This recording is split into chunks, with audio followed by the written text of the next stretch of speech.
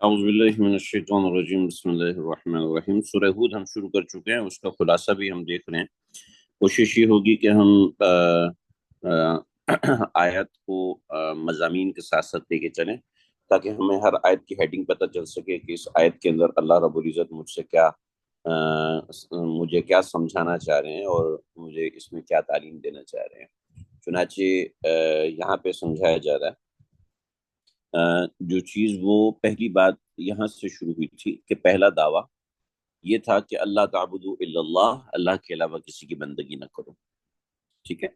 और अल्लाह के अलावा किसी की बंदगी ना करें, ये दावा है, और दावे के साथ दीगर चंद चंद चीजें थी जिसके हवाले से साथ समझाया गया कि इस दावे की वजह से क्या फवाइद और क्या नुकसानात इंसानों को हो रहे हैं। दूसरा दावा जो यहाँ पर समझाया जा रहा है वो एक अलग तरीके से समझाया जा रहा है, और वो ये है कि इल्म गैब का हामिल सिर्फ अल्लाह है। इल्म गैब सिर्फ अल्लाह ही की जात को सजावार है। इसके अलावा इल्म गैब किसी को हासिल नहीं है। लेकिन उसके साथ इल्म गैब के किसी और की नफी की बात करने की बजाय इल्म गैब की गहराई की बात की है कि इल्म गैब किस गहराई के साथ अल्लाह रब्बुल इज़्ज़त को हासिल है। चुनाचे उसकी बात है, और इसकी बुनियादी वजह यह है कि ये पहले दावे के साथ कनेक्टेड है। देखें, सबक के अंदर वापस आने के लिए कुछ थोड़ा सा हमें वक्त लगेगा, इसलिए कि जब नागा हो जाता है तो नागा बहुत खतरनाक चीज़ है। वो आहिस्ता आहिस्ता इंसान अपने आप को कनेक्ट करता है, लेकिन जब कनेक्ट नहीं हो पाता तो इंसान को ऐसा लगता है कि मेरी कुरान से दिलचस्पी नहीं है, मेरी अल्लाह के कलाम से दिलचस्पी नहीं है। तो इसलिए अगर थोड़ा सा दिल इसके साथ कनेक्ट नहीं हो पा रहा तो थोड़ी सी हिम्मत कीजिएगा, मायूस मत होइएगा। इंशाल्लाह अल्लाह करेगा तो हम आहिस्ता आहिस्ता अपने आप को इससे कनेक्ट कर लेंगे। अला, अला ये हरूफ तंबीह होता है, यानी अलर्टिंग वर्ड्स होते हैं।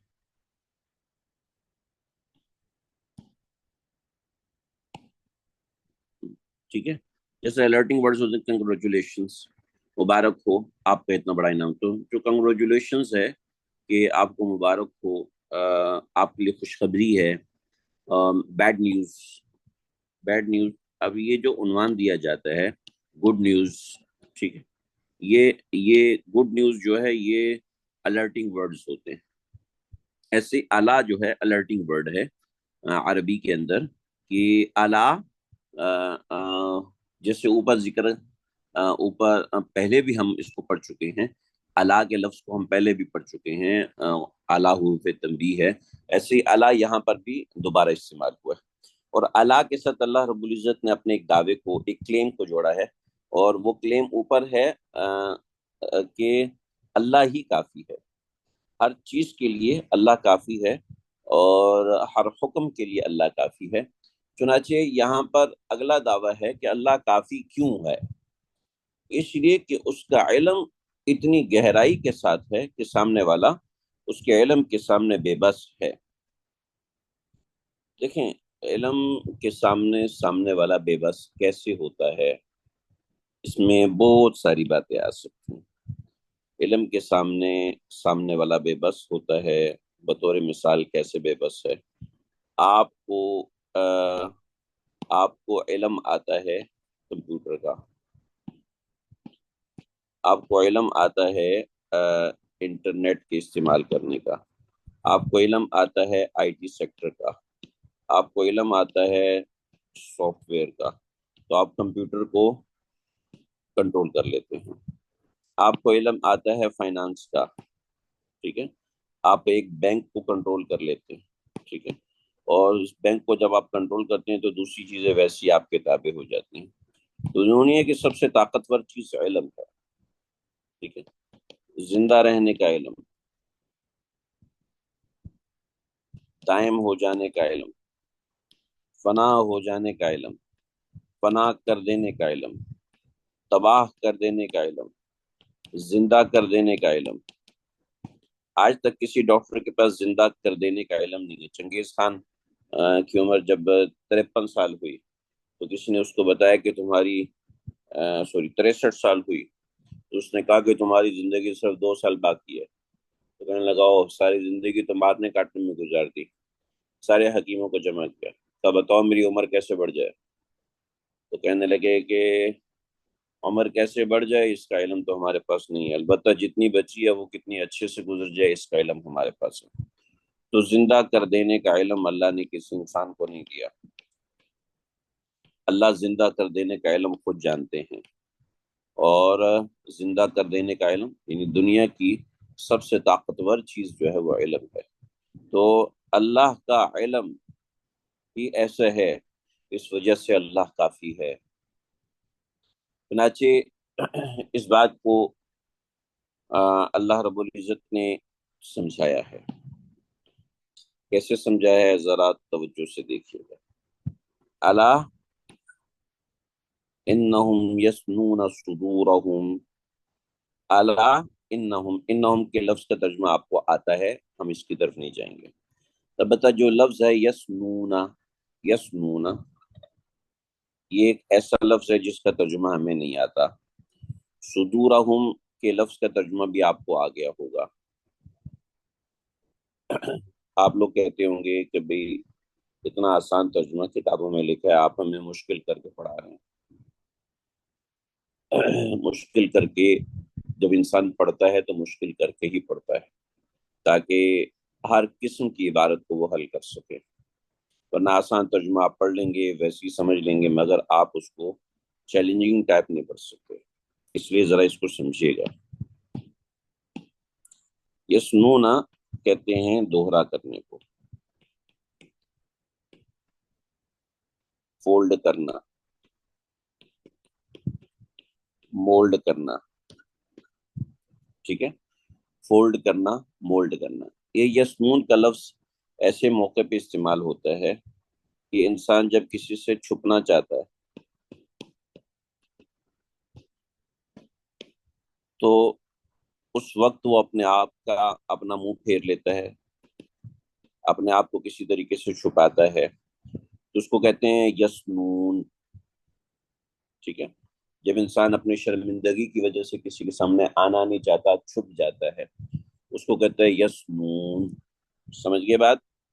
الا انہم یسنون صدورہم، انہم یسنون صدورہم، یہ لوگ دوہرا کرتے ہیں، صدورہم اپنے سینوں کو، لیستخفوا من تاکہ چھپا سکیں، منہ اس سے،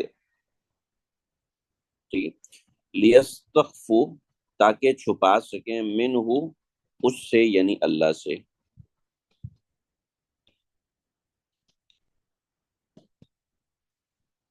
اب ایک بات خود ہی سمجھ میں آ رہی ہے، الا انہم یسنون صدورہم لیستخفوا من تاکہ اس سے کیا چھپا سکیں؟ اپنی باتیں۔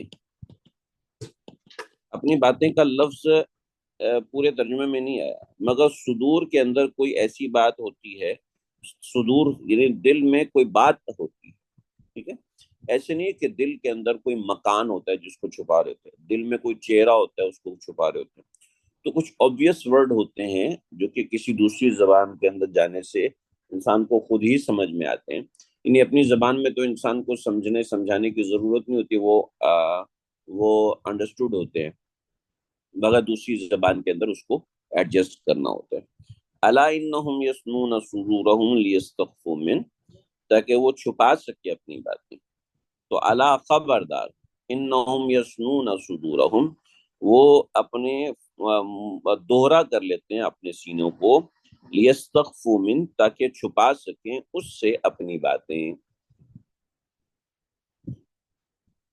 بات سمجھ رہے ہیں بھی؟ الا، الا کا ترجمہ ہم نے کیا پڑھا؟ خبردار، یہاں پر بھی خبردار، الا اور خبردار، حین یستغشون ثیابہم، اور خبردار، حین، حین جس وقت، حین جس وقت، اس وقت، اسی وقت، یہ سب ترجمے حین کے، ٹھیک ہے، ایٹ دا ٹائم،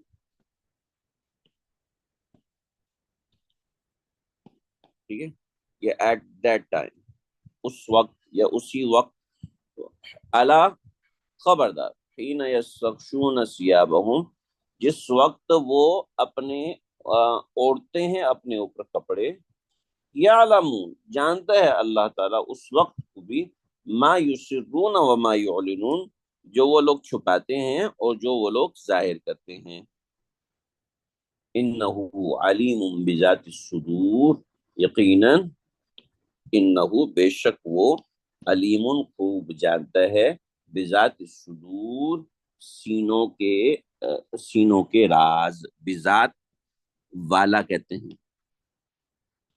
بذات صدور دل، یعنی سینوں والے کو جانتے ہیں، یعنی سینوں والے، یعنی سینے میں کیا چیز ہے، ایک راز ہوتی ہے، تو بذات صدور، جو سینوں کے راز ہیں اس کو جانتا ہے۔ بذات کے لفظ کا ترجمہ راز نہیں ہوتا، ٹھیک ہے، ذہن میں رکھیں، یہ بذات کا مطلب ہے والا، ٹھیک ہے، جیسے ہم درزی کہتے ہیں، درزی کون ہے، کپڑا سینے والا، دھوبی، کپڑا دھونے والا۔ اب یہ والا کا جو لفظ ہے یہ کہاں سے نکالا ہم نے، یہ بذات کا لفظ بتاتا ہے، ٹھیک ہے، بذات الثیاب، کپڑوں والا، ٹھیک ہے، اس کے لیے عام طور پہ صاحب الثیاب کا لفظ استعمال ہوتا ہے، ٹھیک ہے، تو بذات الصدور، سینوں والی بات، سینوں والی بات کیا ہوتی ہے، راز ہوتا ہے، الا انہم علیم بذات الصدور، سوری انہ علیم، بے شک وہ، علیم باخبر ہے، بذات الصدور، سینوں کے راز سے، سینوں کے رازوں کو جاننے والا ہے۔ یہ ترجمہ واضح ہوا، کچھ ترجمہ کچھ واضح ہوا، میں بھی آتا ہوں اس کو سمجھاتا ہوں آپ کو، فی الحال میں صرف ترجمہ کر رہا تھا، ترجمے کے بعد ہم دیگر چیزیں دیکھتے ہیں۔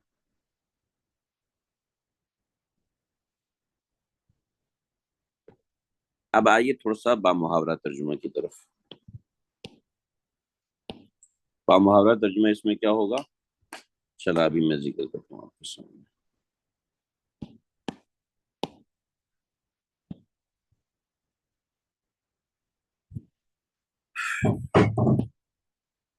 میں چاہوں گا کہ آپ لوگ اپنے حساب سے تھوڑا سا ترجمہ کریں، کرنے کی کوشش کریں ترجمہ، اور چیٹ باکس میں ترجمہ لکھیے تاکہ میں سمجھوں کہ آپ لوگوں کو کتنا سمجھ میں آ رہا ہے، پھر میں اس کے بعد آگے بڑھتا ہوں۔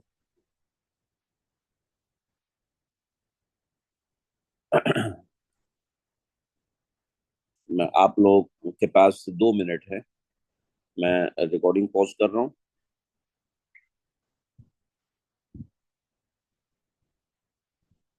خبردار کیوں کہا گیا، یہ ہم نے تھوڑا سا پریکٹیکل کیا تاکہ آپ حضرات سمجھ سکیں ان باتوں کو، اور آپ کے ذہن میں سوالات پیدا ہوں، جب آپ سوال کریں گے تو پھر انشاءاللہ چیز آپ کے سامنے اور اچھے طریقے سے واضح ہوگی۔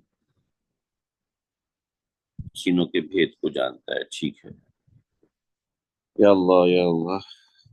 الا کا ترجمہ یہ خبردار کا کیوں لگایا وہ بھی میں بتاتا ہوں، ترجمہ سمجھیے، الا خبردار ہو جاؤ، انہم یسنون صدورہم، بے شک یہ لوگ، یسنون صدورہم، اپنے سینوں کو ٹیڑھا کرتے ہیں، تاکہ اس سے چھپا سکیں، یعنی اللہ سے چھپا سکیں اس کی باتیں، منہ اس سے باتیں، خبردار ہو جاؤ، یعنی اس عمل کا کوئی فائدہ نہیں ہے، کیونکہ تو میری لکھائی سمجھ میں آ رہی ہے آپ لوگوں کو؟ یہ ٹائپ کر دو، کیونکہ جس وقت وہ کپڑے بھی اوڑھتے ہیں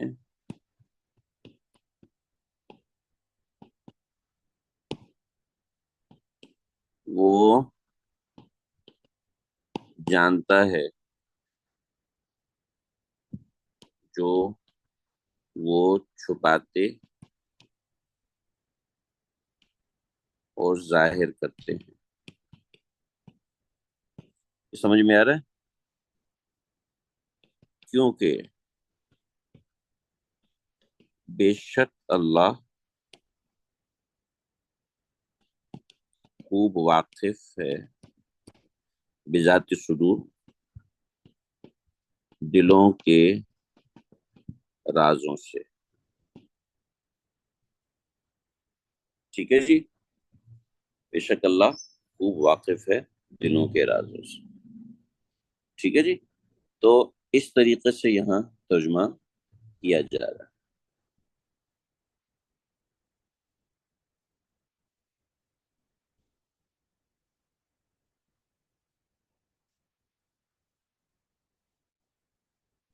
جی، کپڑا اوڑھنا پرائیویٹ بات ہوتی ہے، اس سے اس کو سمجھایا گیا۔ تو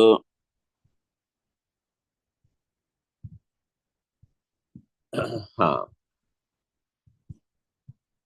کپڑوں کی مثال اللہ تعالیٰ نے کیوں دی؟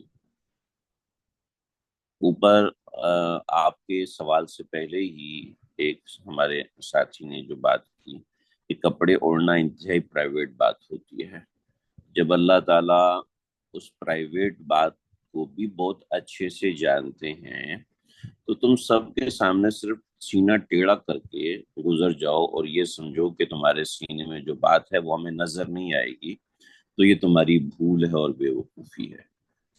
دیکھیے میں نے اس آیت مبارکہ کو سمجھنے کے لیے بہت جگہ دیکھی، مگر اس آیت مبارکہ کے اندر جو مضمون ہے وہ یہاں پر بہت اچھے سے سمجھ میں آ رہا ہے۔ یہ آپ کے سامنے تفسیر مظہری کا اردو ترجمہ ہے۔ اچھا، سب اردو ترجمے وہ نہیں ہوتے، قابل قبول نہیں ہوتے، لیکن یہ جو اردو ترجمہ ہے، یعنی اس جگہ پہ جو اردو ترجمہ ہے، کیونکہ اس کے اوپر بھی تھوڑی سی غلطی ہے، عربی تفسیر میں کچھ اور ہے اور اردو میں کچھ اور ہے۔ عربی میں نے نکال کے دیکھی تو اس میں کچھ اور چیز تھی، اردو میں دیکھا تو کچھ اور چیز تھا۔ تو ذہن میں رکھیے گا، سب اردو ترجمے جو ہے وہ قابل اعتبار نہیں ہوتے۔ الا انہم یسنون صدورہم لیستخفوا منہ، یاد رکھو کہ وہ لوگ دوہرا کر دیتے ہیں اپنے سینوں کو اور اپنے اوپر کپڑا لپیٹ لیتے ہیں تاکہ وہ تاکہ اپنی باتیں خدا سے چھپا سکیں، یعنی وہ اللہ کو ایک عام انسان کی طرح کنسیڈر کرتے ہیں اور اس کے ساتھ بیہیو بھی وہ ایسا کرتے ہیں جیسے عام انسانوں کے ساتھ کیا جائے۔ اس ترجمے سے بھی آپ کو اور اس چھوٹی سی وضاحت کے ساتھ بھی آپ کو یہ بات سمجھ میں آ گئی ہوگی۔ اب اس میں مختلف روایات لکھی ہیں، شروع کی روایت میں اس لیے پڑھ رہا ہوں تاکہ تھوڑی سی کنفیوژن بڑھے گی، پھر آخر کی جو روایت ہے اس سے کنفیوژن انشاءاللہ دور ہو جائے گی۔ بخاری نے حضرت ابن عباس سے روایت میں لکھا ہے کہ کچھ لوگ یعنی مسلمان خلوت میں برہنہ ہونے اور کھلی جگہ میں عورتوں سے صنف قربت کرنے سے شرماتے تھے، ان کے بارے میں یہ آیت نازل ہوئی۔ برہنہ ہونے اور عورتوں سے، یہ کھلی جگہ میں عورتوں سے صنف قربت، اس جملے کو آپ چھوڑ دیجئے، یہ کوئی واضح بات نہیں ہے، اور اس کی ہم تفصیل میں جائیں گے تو پھنس جائیں گے۔ بس خلوت میں برہنہ ہونے سے گھبراتے تھے تو اللہ رب العزت نے یہ بات فرمائی، حالانکہ ایسا کچھ بھی نہیں۔ ٹھیک ہے، حضرت ابن ابی ملیکہ نے لکھا ہے کہ ابن عباس نے اس روایت اس آیت کے بارے میں جو بات ارشاد فرمائی وہ کیا تھی، وہ ذرا دیکھیں۔ فرمایا کہ لوگ کپڑوں میں لپٹے لپٹائے رفع حاجت، ضرور تو عورت سے قربت کرتے تھے اور کھلی فضا میں برہنہ ہونا پسند ان کو نہ تھا۔ اپنی احرام وغیرہ کے لیے جب کندھا ننگا کرتے ہیں تو یہ ان کو پسند نہیں تھا، تو اس کے رد میں یہ بات آئی کہ ایسا نہ کرو، جو اللہ کا حکم ہے، جیسے کپڑوں میں لپٹے لپٹائے رفع حاجت کرتے تھے، کہ ایسا نہ ہو کہ ہم ننگے ہو جائیں اور اللہ کو برا لگے، ٹھیک ہے، یہ بات ہے۔ حالانکہ آیت کا بیک سینیریو یہ نہیں ہے، مگر یہ باتیں چونکہ لکھی ہیں اس لیے، اور تقریباً تمام جگہوں پہ لکھی ہیں، میں پڑھاتا نہیں ہوں، بتاتا نہیں ہوں سب جگہوں پر، مگر اس آیت میں بتا رہا ہوں تاکہ تھوڑی سی ہماری کنفیوژن بڑھے، کچھ چیزیں سامنے ہیں۔ بغوی نے حضرت عبداللہ بن شداد کی روایت سے لکھا ہے کہ اس آیت کا نزول بعض منافقوں کے حق میں ہوا تھا، اور آیت کا بیک سینیریو بھی یہی ہے۔ رسول اللہ صلی اللہ علیہ وسلم، مگر منافقوں کے بارے میں جو ہوا تو اس کے حوالے سے کچھ اشکالات ہیں، وہ کیا ہے دیکھیں۔ رسول اللہ صلی اللہ علیہ وسلم کی طرف سے جب ان کے پاس گزر ہوتا تو اپنے سینوں اور پشت کو حضور صلی اللہ علیہ وسلم کی طرف سے موڑ کر، سر جھکا کر، منہ چھپا کر نکل جاتے، تاکہ رسول اللہ صلی اللہ علیہ وسلم کی نظر ان پر نہ پڑے۔ ابن جریر نے بھی یہ لکھا ہے۔ عبداللہ بن شداد بن حاد کی روایت سے ایسا ہی نقل ہے، مگر حضرت نے قاضی ثناء اللہ پاتی نے لکھا ہے کہ یہ روایت قابل پذیرائی نہیں، کیونکہ آیت تو مکیہ، منافق مدینہ میں ہجرت کے بعد پیدا ہوئے، مکے میں کوئی منافق نہیں تھا، اور پھر اس کے اندر موجب من ہو کی ضمیر رسول اللہ صلی اللہ علیہ وسلم کی طرف راجع ہوگی، حالانکہ من ہو کی ضمیر تو اللہ کی طرف راجع ہے، ٹھیک ہے۔ تو یہ تفسیر ہمیں سمجھ میں آ رہی تھی، مگر اس تفسیر میں یہ اشکال ہے۔ امید ہے آپ میری جو ریزننگ ہے آپ کو پڑھانے کی اس کو سمجھ رہے ہوں گے۔ بغوی نے حضرت عبداللہ بن عباس رضی اللہ عنہ کے حوالے سے لکھا، یہ آیت اخنس بن شریک کے متعلق نازل ہوئی۔ یہ شخص بڑا شیریں کلام اور خوشرو تھا، رسول اللہ صلی اللہ علیہ وسلم کے سامنے ہوتا تو وہی بات کہتا جو حضور صلی اللہ علیہ وسلم کو پسند تھی، مگر دل میں ان کے خلاف پوشیدہ رکھتا۔ اس وقت یسنون صدورہم سے یہ مراد ہوگی، وہ سینوں کے غلاف کے اندر کفر اور کینہ اور رسول اللہ صلی اللہ علیہ وسلم کی دشمنی چھپائے رکھتے ہیں، اور یہ بات سمجھ میں آ رہی ہے۔ کیا سمجھ میں آ رہی ہے؟ یہ سمجھ میں آ رہی ہے کہ یسنون صدورہم، میں تھوڑا سا سمجھاتا ہوں آپ کو۔ یسنون صدورہم ایک لفظ استعمال ہوتا ہے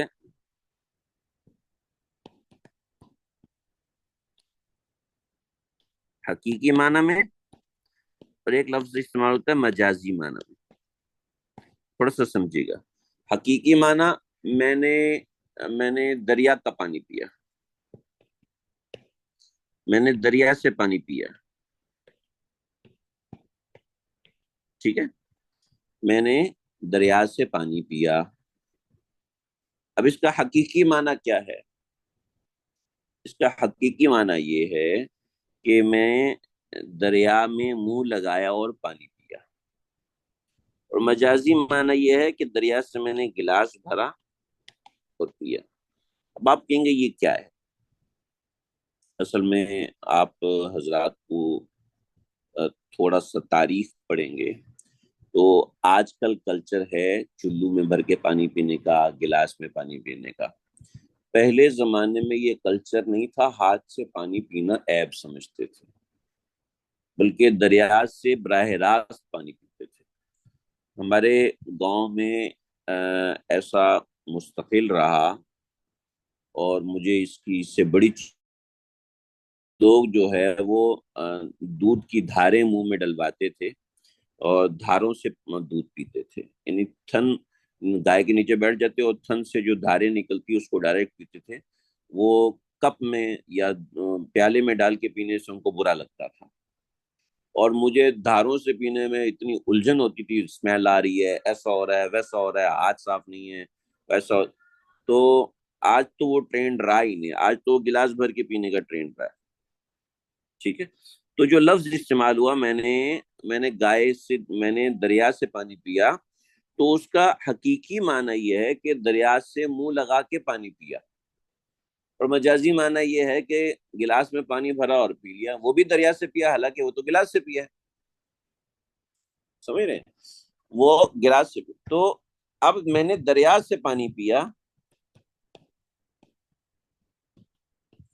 دریا سے پانی پیا، تو اب دریا سے جو پانی پیا ہے گلاس سے پینا وہ مجازن ہے، ڈائریکٹ پینا وہ حقیقی ہے۔ چنانچہ آپ کہیں گے یہ کہاں کہاں کی باتیں لے کے آ رہا ہے مولوی صاحب؟ دیکھو جی بات سمجھو میری، بات یہ ہے کہ کسی شخص نے قسم کھا لی کہ اگر میں نے دریائے سندھ سے پانی پیا تو میری بیوی کو 3 طلاق، میری بیوی کو طلاق۔ اب امام ابو حنیفہ کہتے ہیں کہ دریائے سندھ گیا اور منہ لگا کر پانی پیا تو طلاق واقع ہوگی۔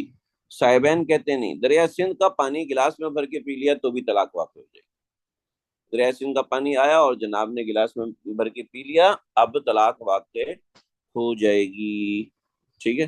امام صاحب کہتے ہیں نہ، طلاق واقع نہیں ہوگی، کیونکہ پانی پینے کا مطلب یہ ہے کہ منہ لگایا اور پانی پیا، حقیقی معنی لینا ممکن ہے تو حقیقی معنی لیا جائے گا۔ ایسے یسنون صدورہم، سینوں کو دوہرا کرتے ہیں، اس کا حقیقی معنی تو وہی ہے جو ہم نے اوپر کی تفسیروں میں دیکھا، مگر مجازی معنی وہ ہے جو اس تفسیر کے اندر آیا کہ یسنون صدورہم، کے دل میں ظاہر تو کرتے ہیں میں آپ سے بڑی محبت کرتا ہوں، میرا آپ سے بڑا اچھا تعلق ہے، میرا آپ سے یہ ہے، میرا آپ سے وہ ہے، فلانا ہے، ڈھماکا ہے، مگر سینے کے اندر کچھ اور چھپا کے رکھتے ہیں، یعنی سینے کو دوہرا کر دیا، یعنی دوہرا کر دیا، میرے سامنے کچھ اور رکھا اور اصل میں سینے میں کچھ اور ہے، میرے سامنے کچھ اور بات کر رہا ہے مگر سینے کے اندر اصل کچھ اور ہے۔ جب سینے میں اصل اندر کچھ اور ہے تو سینہ 2 طرح کا ہو گیا، تو جو یسنون صدورہم، سینہ ٹیڑھا کرنے کا مجازی معنی ہوگا۔ بات سمجھ میں آگی بھائی؟ لا الہ الا اللہ، استغفر۔ کچھ اور معنی بھی بیان کیے گئے ہیں، اس کو ہم تھوڑا سا سمجھتے ہیں۔ قتادہ نے لکھا ہے کہ وہ سینوں کو ٹیڑھا کرتے اور جھکا لیتے تاکہ اللہ کی کتاب اس کا ذکر نہ سن سکیں، یعنی اپنے سینوں کو ٹیڑھا کرتے اور جھکا لیتے۔ کیا ہوتا ہے یہ، اس کی بات مجھے ایک بڑے اچھے سے سمجھ میں آئی۔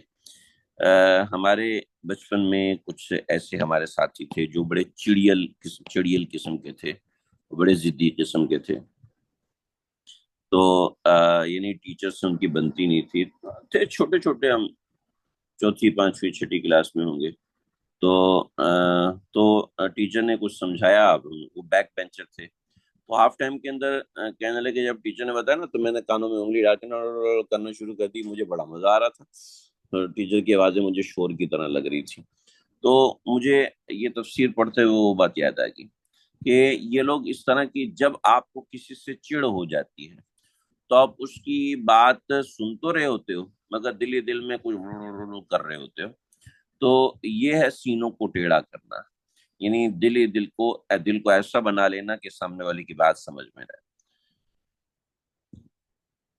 سدی نے کہا ہے کہ یسنون صدورہم کا لفظ سنئی تو عنانی کے محاورے سے بنایا گیا ہے، یعنی میں نے لگام موڑ لی، تو یہ محاورے سے بنایا گیا ہے، مطلب وہی مجازی معنی، یعنی وہ اپنے دلوں سے اعراض کرتے ہیں، دلوں کا رخ موڑ لیتے ہیں، دلوں کا رخ موڑ لیتے ہیں۔ ہمارے ایک استاد جی تھے، وہ الحمدللہ ابھی بھی حیات ہیں، اللہ ان کو زندگی دے، تو وہ ان کو مجبوراً کسی صاحب کے بیان میں بیٹھنا پڑا، تو میں نے پوچھا کہ اس سے جی آپ بھی بیان میں بیٹھے تھے، آپ نے سنا اور انہوں نے یہ بات کہی؟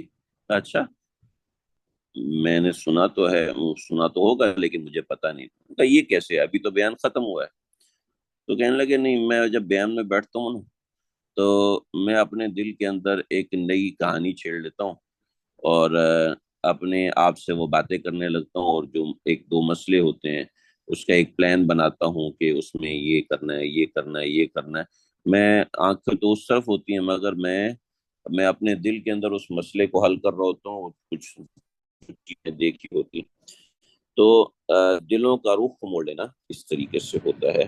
میں مثال اچھے والی دے رہا ہوں ان برے لوگوں کے حوالے سے، تو وہ دین کی بات سنتے ہیں مگر دل ہی دل میں ان کے اشکالات، اعتراضات اور یہ چیز ہوتی ہے۔ اچھا، جہاں حقیقی معنی ہے، بعض لوگ اپنی کوٹری کے اندر گھس کر دروازے کا پردہ چھوڑ کر سینے کو جھکا کر چادر اپنے بدن سے لپیٹ کر کہتے ہیں یا اللہ آپ اب بھی میرے دل کی باتیں جان سکتے ہیں، تو اس کے اوپر یہ آیت نازل ہوئی الا حین یستغشون ثیابہم یعلم ما یسرون وما یعلنون۔ ایسے لوگوں کو اللہ رب العزت نے پیغام دیا، یقیناً اللہ سینوں یا دلوں کے اندر کے رازوں کو خوب جانتا ہے۔ تو امید ہے یہ آیت آپ کو کچھ کچھ انشاءاللہ سمجھ میں آ گئی ہوگی۔ اسی کے ساتھ ہمارا 12واں پارہ الحمدللہ آج یہ مکمل ہو گیا۔ انشاءاللہ آگے جو بھی ہوگا سبق انشاءاللہ ہم آگے پڑھیں گے، اور ہم نے کچھ ابتدا کرنی تھی، الحمدللہ وہ ہماری ابتدا ہو گئی ہے، اور اچھے سے ابتدا ہوگی۔ آپ لوگ بھی کوشش کیجئے کہ دل جمی کے ساتھ جڑ سکیں۔